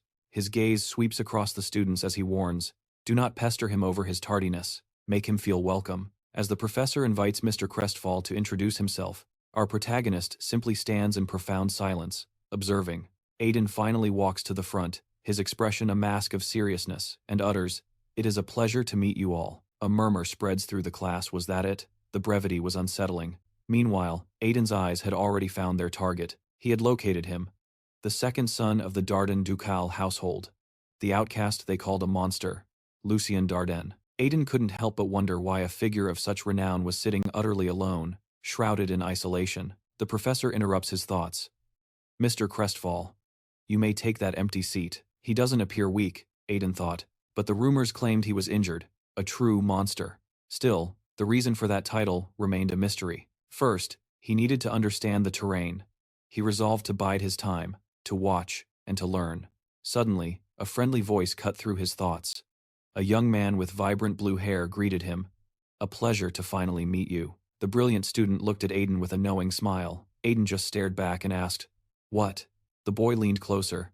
"You're the one, aren't you? The one who shattered every record on the entrance exam," which meant he was a true prodigy, and then asked his age, mentioning that he himself was 17. The young man replied that he was only 15, prompting Varys to smile, saying he had suspected Chris was younger. He then introduced himself formally as Dio Varys, but warmly insisted that he could just call him Dio. Chris responded with a respectful, "Okay, sir," but Varys quickly waved it off, telling him there was no need to be so formal. In his eyes, if they were classmates, they were friends, regardless of the difference in their ages. The professor's voice suddenly cut through the air, addressing Mr. Dio Varys with a pointed tone. He acknowledged that, as the last student to arrive, Dio was likely eager to befriend Mr. Chris. However, he sternly requested that they save their conversation for later. Dio simply muttered that the interruption hadn't been necessary. Chris decided his best strategy for now was to remain inconspicuous and quietly observe his surroundings. Sometime later, his plan for silence was shattered, as students began approaching him with a barrage of questions, asking if they could simply call him Chris. They were curious about where he came from and whether he had a private tutor, leaving Chris to wonder about their intense curiosity. He had carefully cultivated the image of a flawless but fragile student, assuming it would allow him to remain undisturbed if he just stayed quiet. He couldn't understand why they were all so sociable and deeply interested in one another. During the break, another large group cornered him, demanding to know his age. No matter where he walked, the same scene repeated itself, leaving the young man feeling downcast. He wondered if this was just how things were on the first day, even as concerned voices asked if he was feeling all right, or if something had happened. Dio Varys suddenly intervened, telling everyone to back off and give him some room, explaining that he'd been chosen to guide Chris around the school. Murmurs spread through the crowd, some asking if Professor Hayale had made the choice, while others complained that they wanted to join the tour. Chris's gaze drifted to the side, where he noticed the second prince's desk was now empty, making him wonder where the royal had disappeared to. Before he could dwell on it, Dio slung an arm around his shoulder, pulling him along and calling out, "Let's go, Chris, my friend." The word friend echoed in his mind, and he silently questioned who had made that decision.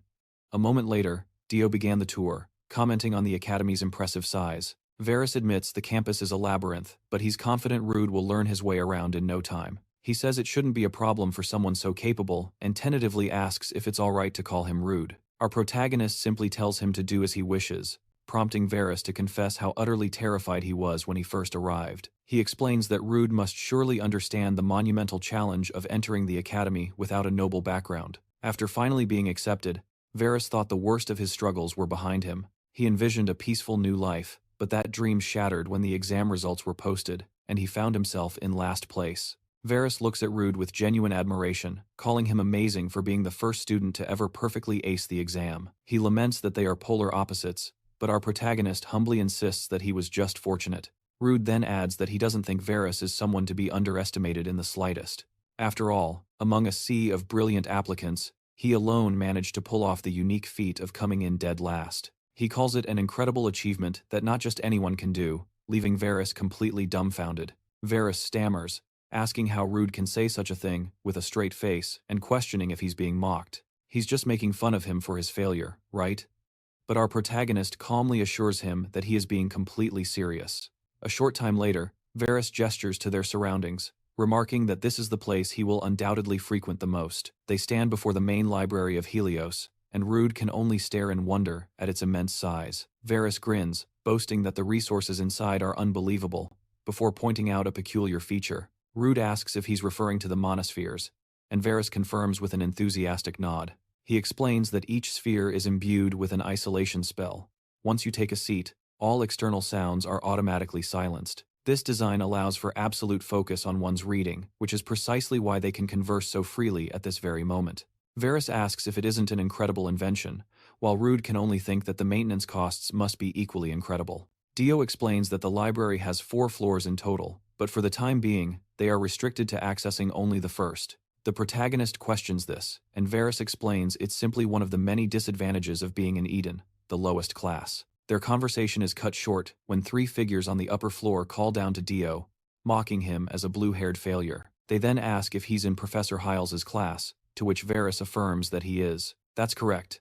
As the protagonist observes the yellow-haired wizard's attire, he recognizes a familiar symbol. He deduces it must be the crest of Harius, wondering if the student hails from the Academy's most elite class. The golden-haired student says he remembers him, then pointedly asks how that other person from his class is faring. He inquires about the monster, and Dio nervously stammers that he is fine. The elite student remarks what a pity, then dismisses him. He tells Dio he can return to his duties, and as he leaves, Varys lets out a heavy sigh. He confesses that he thought his heart was about to leap from his chest, prompting Rude to ask why he was so agitated. Rude wonders if it was merely because the student was from the advanced class, but Dio calls him a pure soul. He remarks that Rude has yet to experience the harsh realities of social hierarchies, which leads the protagonist to ask what he means. Varys promises to tell him a story steeped in blood, sweat, and tears, a tale crucial for his survival in Helios. He urges him to listen carefully, beginning with the first rule: never defy the members of the advanced class, Harius. He describes them as individuals of incredible talent and ability, officially recognized and revered by the school. They number fewer than 20, yet a single one of them is comparable in power to 100 students from Eden. Because of this, they are granted privileges that match their immense abilities, and one wrong move could shatter his peaceful life at the academy. Rude reflects on this, realizing that these students are far from amateurs who have yet to awaken their true potential. To put it in perspective, Dio adds that the school has over 400 students in total. Yet, there are only 20 members of Harius. To the rest, they are like unreachable stars in the night sky. The protagonist nods, saying he understands, and asks for the second rule. Varys draws closer, his voice dropping to a cautious whisper, explaining that among all the students at Harius, there's a second individual to watch out for. He warns him to be especially careful with Chevelle von Hadelio. When Rude asks who that is, he discreetly indicates the blonde-haired student they just passed. Varys insists that this is someone the protagonist must treat with extreme caution. In fact, it would be best if he avoided him altogether. While the chances of encountering a student from Harius are slim, he stresses that if it ever happens, it's better to be prepared and vigilant. They are profoundly skilled, he explains, but their personalities are rather. Before he can finish, Rude cuts in, bluntly asking, "You mean they're complete scoundrels?" Dio erupts into sudden, loud laughter, hastily glancing around before questioning if Rude has lost his mind, whispering, "What if someone hears you?" He urges Rude to listen closely, because this is a story he absolutely needs to hear. Chevelle van Hadeleo is the esteemed next in line. As the future Marquis of the Hadeleo family, he is particularly notorious among the students of Harius. It's undoubtedly because of his family's influence. But the grim reality is that even the professors dare not cross him. Dio has heard unsettling rumors that when someone captures his interest, he ensures that person suffers until the very end. One wrong word that reaches his ears, he warns, and boom, your life here will become a living nightmare. Therefore, Rude must be as cautious as humanly possible. The protagonist then asks, "But what's the story behind that nickname? Monster?" Varys states that he'll understand soon enough, but for now, let's just say it serves as a chilling example of what happens if Hadeleo ever takes a particular interest in someone.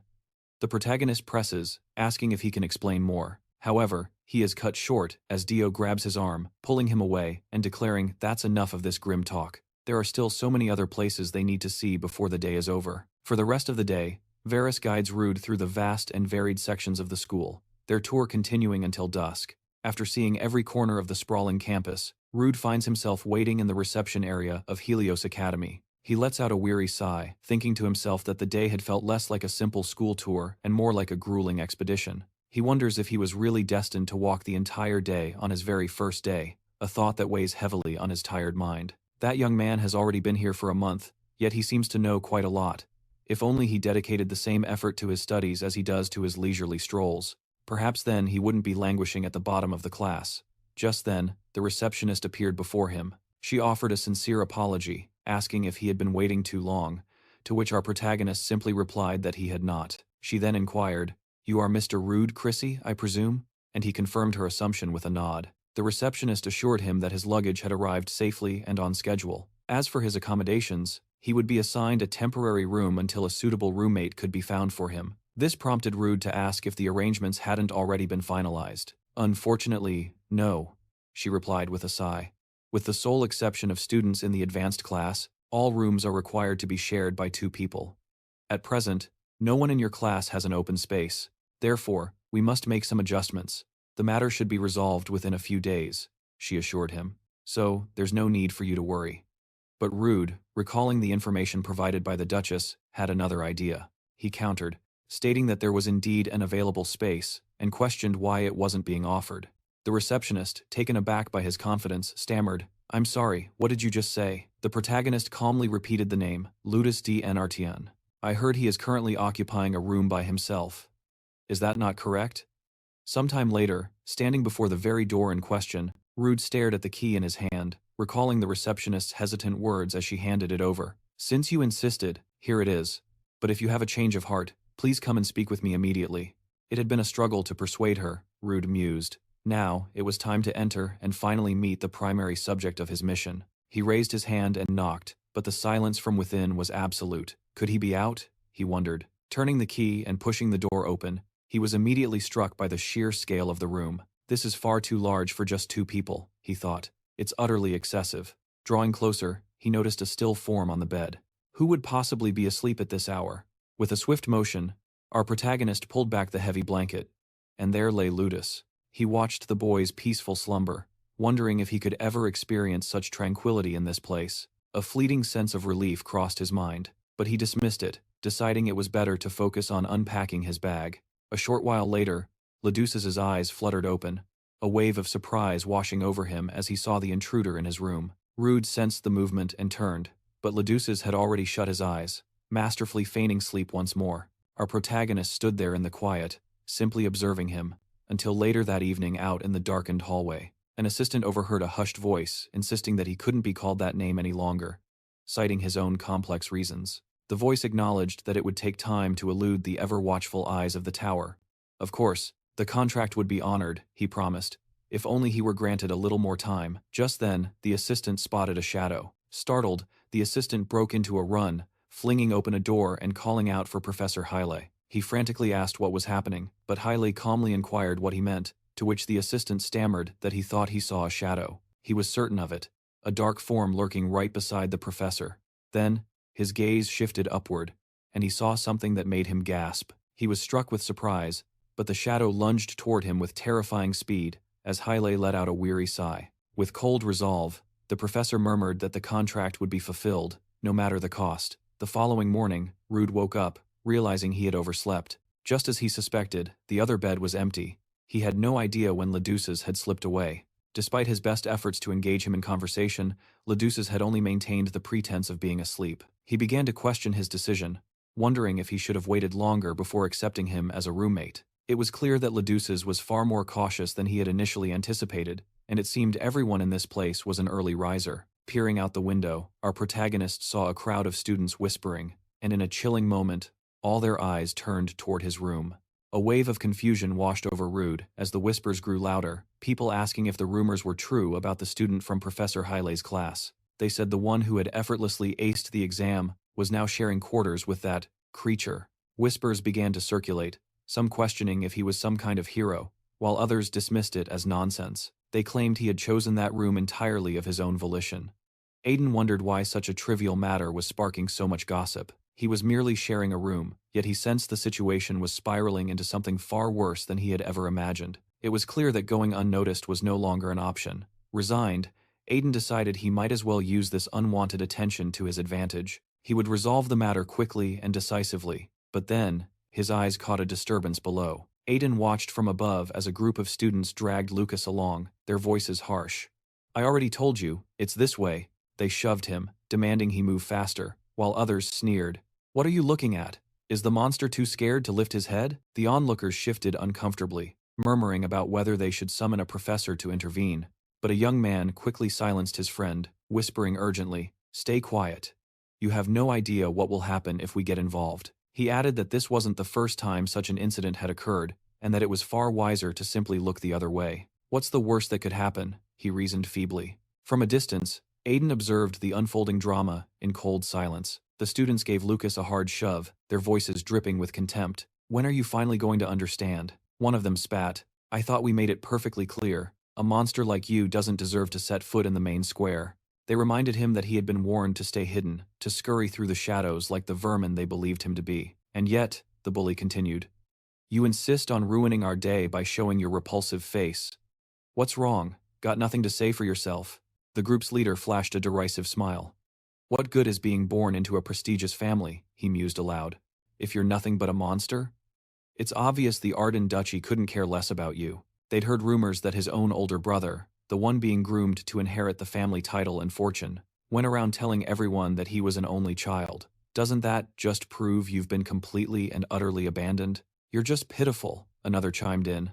Valiant added with a sneer, "In the end, it's a blessing his family wants nothing to do with him." He then grinds his heel into the boy's hand, causing one of his companions to tell him to calm down. Reminded that Manon forbade them from hurting him, Valiant simply scoffs that he couldn't care less. In his eyes, the boy is nothing but a monster, and he wonders when they'll ever get another chance like this. An opportunity to trample upon the esteemed son of the duchy. Just then, a book collides with the back of Valiant's head. The sudden impact sends a stunned Valiant to the ground, while his friends frantically look around, asking where the book came from. From a nearby rooftop, Rude coolly announces that the book is his, and asks if they might return it. He then leaps down, landing gracefully on the ground, and leaving the young men utterly bewildered. Ladassus stares, his eyes wide with shock, as Rude lands on a patch of grass with a dry apology. He claims he was aiming for the ground. An enraged bully demands to know who he is and what he thinks he's doing. Our protagonist simply finds the question ironic. Before he can elaborate, one of the young men charges, screaming at Rude. "How dare you, you worthless cur!" With lightning reflexes, Rude snatches the young man's fist from the air. The attacker is stunned by this impossible display of strength. A slight smile touches Rude's lips as he remarks that the other boy struck first. He follows this with a single, sharp punch that knocks the boy out cold, all while Ladassus watches in disbelief. He can't fathom how Rude defeated all three of them so effortlessly. Internally, Rude notes they were weaker than he'd expected. He then turns to find Ladassus, but the boy is already scrambling away in terror. The protagonist calls out his name, but Ladassus just pleads for him not to come any closer, shouting that he shouldn't have as he flees. His frantic escape is witnessed by two girls, who then notice the unconscious students and rush over in surprise to check on them. Meanwhile, Rude melts back into the shadows, haunted by Ladassus's words. "You shouldn't have." A warning meant for a monster. A short time later, in the middle of the central square, hushed whispers begin to follow the protagonist. Rude senses the reactions are starkly different from the day before, and he can only wonder where Ladassus has gone. Perhaps he should have pursued him, but in a sudden blur of motion, Darius materializes from the shadows, his hand clamping around the boy's neck. After dragging him into the cold confines of a deserted warehouse, Kane urgently asks Leo if the rumors are true that he shares a dorm with that monster. To be precise, with the Ardeon Master himself. Leo can only offer a tense confirmation, yes. A flicker of regret crosses Darius's face as he admits with grave concern, "I should have explained things more clearly yesterday. The very first thing you need to do is change rooms," he insists. When Leo demands to know why, Kane scoffs in disbelief. "What do you mean, why?" he retorts, his frustration boiling over.